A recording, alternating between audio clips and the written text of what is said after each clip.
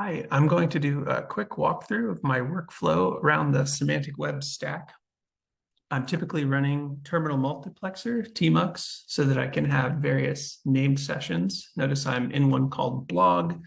I've got one called query, where I typically run SPARQL queries. I've also got one called ontology, which is where I typically am editing RDF files.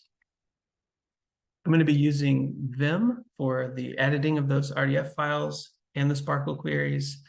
And also it's where I do the execution of those SPARQL queries. Let's take a quick look. I've got an ontology I pulled down from the BBC. Notice we get syntax highlighting, and I've already run these files through RDF Toolkit, so they're serialized in a way that's convenient to use with C tags, which is what we use for navigation. So next, let's do some queries. So I've already loaded all these RDF files that live in this example directory into Apache Jenna, and we're going to go ahead and query those now. So I'm in Vim. I've got a little SPARQL query here that dumps the class hierarchy. Notice that it's not formatted very nicely. So I've got, sometimes when you type queries in a hurry or you pass them around, they're not in the best shape. So I've got a macro that I typically use to pretty print those. If I hit the hotkey, there we go. So let's go ahead and run this query.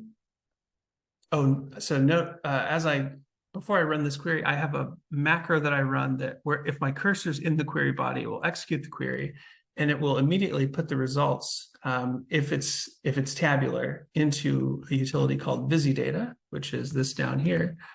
And just as an example, often what I want to do is I want to jump from something in the result of a query, and I want to jump to the corresponding location in the RDF file. So let's pick this RDF literal.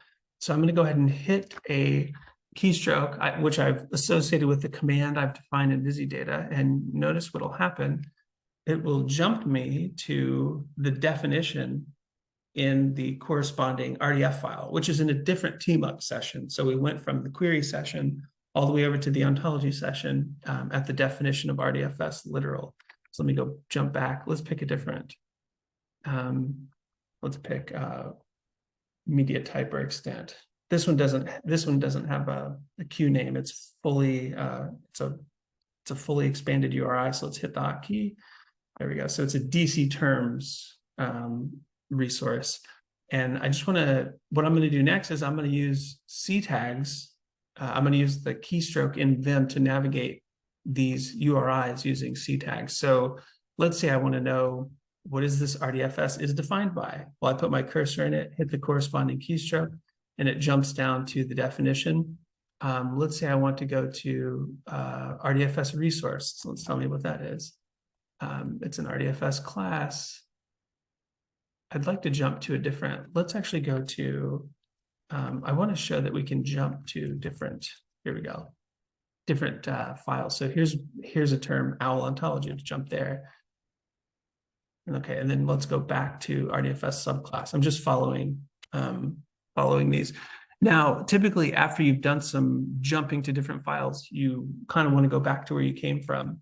So what's nice is Vim keeps track of the tags that you jump to in this stack. See, this is the path I've taken, although I started at RDFS literal, which was the result in my SPARQL query. So I can start popping these off the stack using the keystroke in Vim, and so I'm back to ontology, back to is defined by, back to the DC terms resource, and then all the way back to RDFS literal. So it's really convenient for finding a term, going on some exploration, and then coming back to where you started. Also note that this works whether or not you've got a fully expanded URI or you've got a Q name. So I think I already showed this, but let me do it on OWL thing just to show. There we go. So it jumps us to OWL thing. Okay, next, Let's look at another thing I typically do with busy data. I've got another query down here. This one's really simple, just an SPO query. I want to get all of the triples and kind of look at them in this tabular form. So sometimes instead of running a query that groups by and then does some aggregation, I just pick a large result set with the SPARQL query, and then I use busy data to analyze and kind of do summaries over the data. So in this case, let's look at a histogram of the predicates used in this collection of RDF files. So it looks like mostly we use the predicate RDF type, use a lot of label is defined by. So let's say we're curious about RDFS comment, for example. Let's press enter on that. Now we're looking at only the rows that have RDFS comment in the predicate position. And now let's say I want to say what's the longest comment. So I could do I can derive a new column in busy data and say what's the length of the column called O, which is everything in the object position. I'm going to interpret that result as a number, and then I can sort. So here's one, a little over 1,000 characters. Let's go in on that.